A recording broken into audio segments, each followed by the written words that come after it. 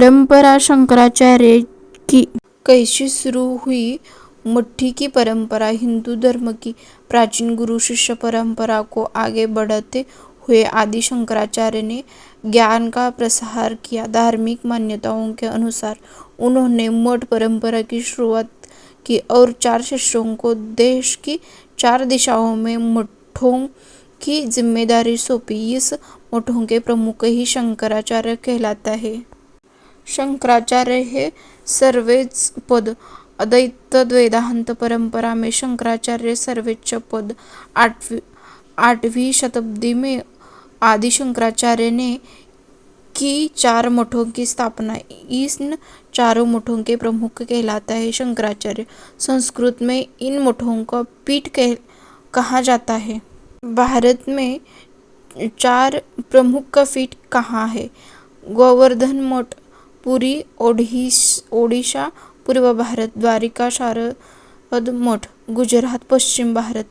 ज्योतिर्मठ जोशीमठ उत्तराखंड उत्तर भारत। शृंगेरी शारदा मठ कर्नाटक दक्षिण भारत। कौन है 4 शंकराचार्य? गोवर्धन मठ निष्कलानंद सरस्वती। शारदा मठ सदानंद सरस्वती।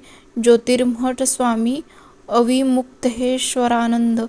शृंगेरी मठ सद्गुरु भारतीय तीर्थ स्वामी अविमुक्तेश्वरानंद को लेकर शंकराचार्य पर पद विवाद बना हुआ। अन्य मठों के शंकराचार्य उन्हें इस पद पर मान्यता नहीं देता।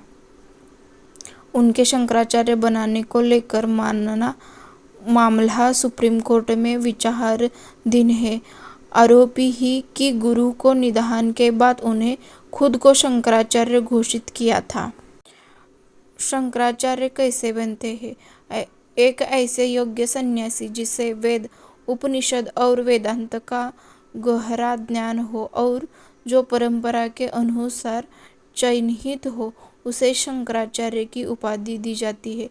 शंकराचार्य बनाने के लिए संन्यास दीक्षा है अनिवार्य। इसके अंतर्गत गृहस्थ जीवन का त्याग, मुंडन, पिंडदान और रुद्राक्ष धारण करना आवश्यकता होता है। शंकराचार्य के लिए तन मन से पवित्र, इंद्रिय संयमी और चारों वेद का 6 वेदांगों का ज्ञान होना चाहिए।